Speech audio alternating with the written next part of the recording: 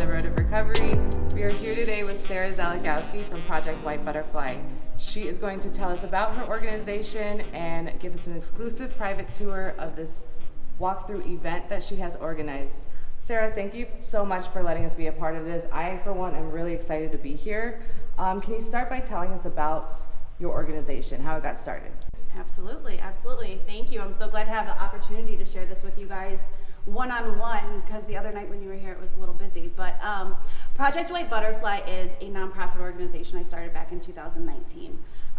It started out just as a random night. A couple friends and I were feeling the loss of some friends that we had experienced that summer. We had been to a lot of funerals, and we decided we wanted to be proactive about things. And so we just started writing some inspiring notes, sticking them in a little card that we made out of construction paper, and putting some numbers for resources in there, and then we hung them up around the community. And it was really fun activity. It got us kind of in a positive mindset and, gave us something to do to try to feel like we were helping. And a friend of mine said, hey, this is a really good idea. I think that other people would like to be involved in this. And so we made a Facebook page, and other people did want to be involved in it. And I say it snowballed, because it really has. It's snowballed. Family members got involved. Other people in recovery got involved.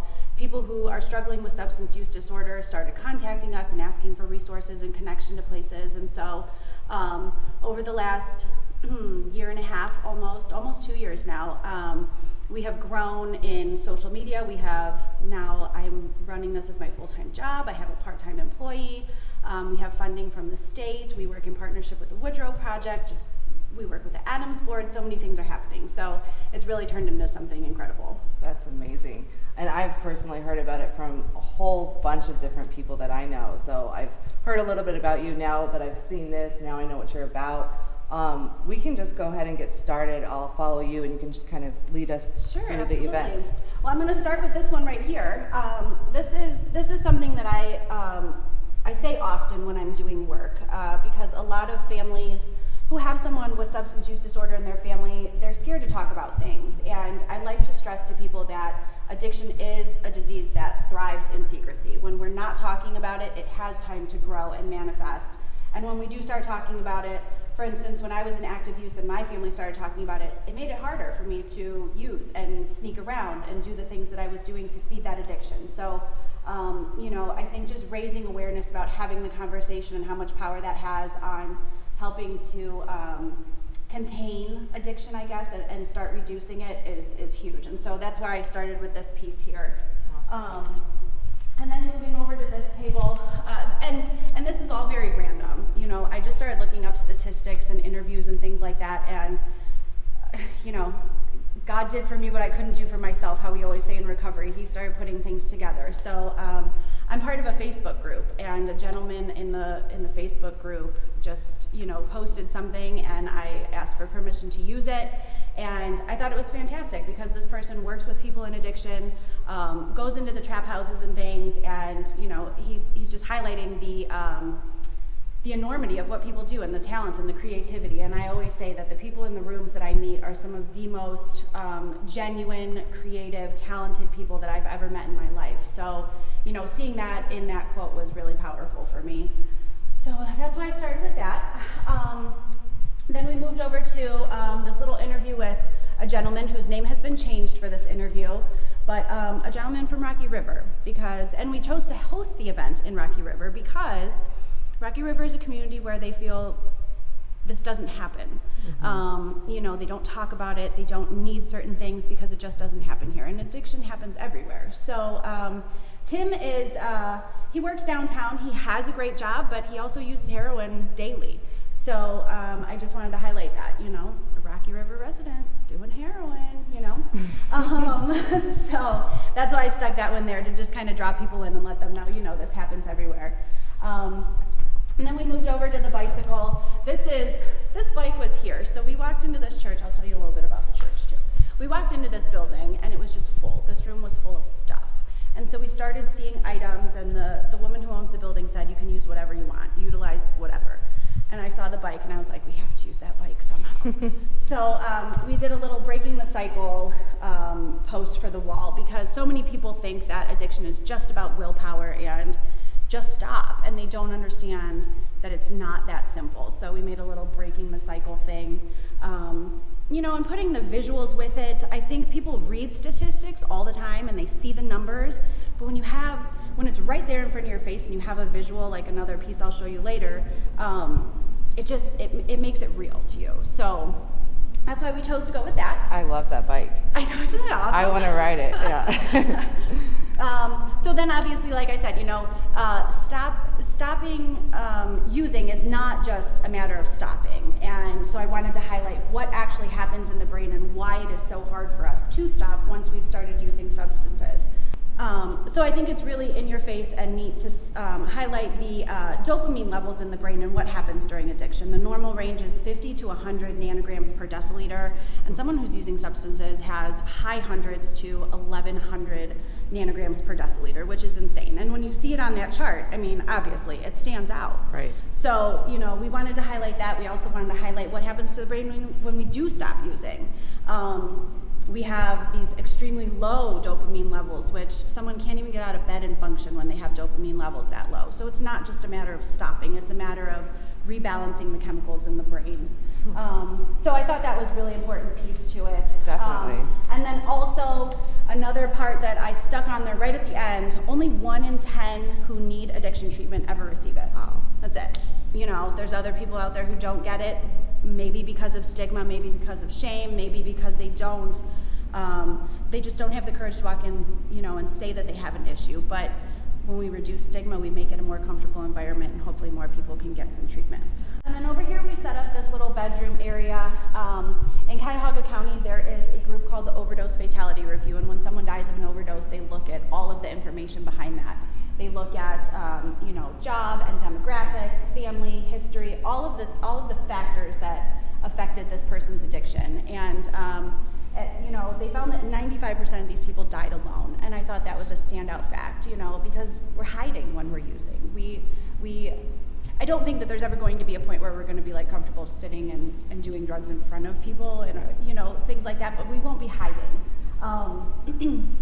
And so I thought it was important to highlight that. And again, I put the word preventable in red there because it is. I mean, this is all preventable.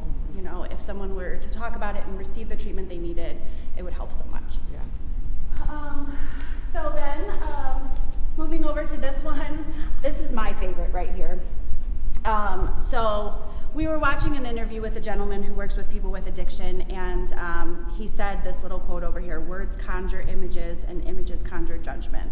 And I thought that was very powerful because it's true. You know, the words that we choose literally bring up images in our mind. And so when someone says words like alcoholic or addict, you know, there's certain images that pop in our minds.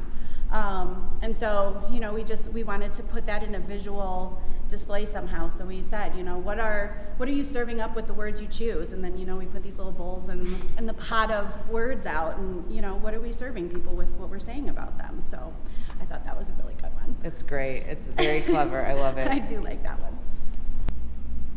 So this piece over here, we chose to highlight some of the numbers and the fatalities that are caused from addiction, and the stigma that plays into those high numbers. So we have, you know, that most deaths are preventable, but because of the war on drugs and the rhetoric and the language that they used, and, you know, the stigma that was created out of that, those numbers are so much higher than they. I don't want to say should be, but should be. I don't want to say it, but yeah, then they should be. So, you know, I put on here, we're taught to speak to ourselves using positive affirmations, but do we use the same kindness when we talk to other people, you know? And I think that's a really powerful thing, because we wouldn't stand in the mirror and say to ourselves, all you do is hurt people, or you will never change, but we say those words to other people. So we highlighted that up here with the mirrors, and I think it became, you know, a really great focal point. And then we also wrote, you know, a little letter to the people. Project White Butterfly operates because of, it came from a place of pain and losing people. And so we put just a little note up there, you know, to the people who have passed, letting them know that we do this in their honor. And then, on that note, people who have passed from this disease, again, this is a girl, Taylor. Her mom posted something that she wrote just a couple months before she died on a Facebook group that I'm in. Again, I contacted her mom, asked for permission to use some of what she wrote, And, you know, just this first line, "Nobody wants to be like this," written by a girl who died from addiction, I think is really powerful. And when people see a face with a story, it all comes together and it makes it real for them. So we are grateful for the examples, even the hard stories. You know, there's an example, there's a lesson, and, you know, she left behind these words for people. So I think it's really great to include that in something like this. And then this was a lot of people's favorites in the display. In 2017, 1 in every 16 adults reported having a substance use disorder, and so we wanted to portray that in a way that you could clearly see it. We set out the chairs, we highlighted one chair out of that, and you know, if you think about the amount of people that you know in your life, and break it down into 16s, how many people probably do have, right? Yeah. And obviously, you know, being in recovery myself, my numbers are higher than this, Right. and the people that I know, they're all red chairs and like one not, Right. but I think that definitely said something. And again, you know, if you have 10 groups of these chairs, only one of those lighted up chairs is going to get treatment for their substance use disorder. So, you know, just big numbers that when we reduce stigma and we talk about it and we open the door for health and healing, you know, those numbers could be so much lower than they are. Okay, so then, this was just a little creative, label jars, not people. We had stumbled across that somewhere and I was like, oh, that would be really easy to visually represent. So we just put out some jars and things with that. And then we wanted to do, again, walking through the building, we saw all these clocks and we wanted to do something with clocks. And so we chose 3 statistics that we thought were really powerful. Every day in the US, 29 people die in motor vehicle crashes that involve alcohol-impaired drivers. So that's 1 death every 50 minutes. And then opioid overdoses happen every 6 minutes in the United States, which is crazy to me. And then the final one we had is every 25 seconds in the US, someone is arrested for drug possession. Every 25 seconds. Like, that's crazy. And this is the only... That's crazy. This is the only disease that is criminalized. We don't arrest cancer patients. We don't arrest people with heart disease. We don't do that stuff. But because of the symptoms of our disease, because they are frowned upon in society, the stealing and the lying and hurting people and sometimes violence, and I get that this is all bad stuff, but it's all a symptom of the disease that we have because our brain is telling us that we need those drugs to survive. Yep. You know, if we take the criminalization out of it, again, I think those numbers could change a lot. Yeah. So, you know, instead of criminalizing and offering help, which I think we are in a great spot right now in our world, you know, there is a lot of shift and people do realize that embracing treatment and therapy helps more than putting people in jail, but still, every 25 seconds. Right. It's crazy.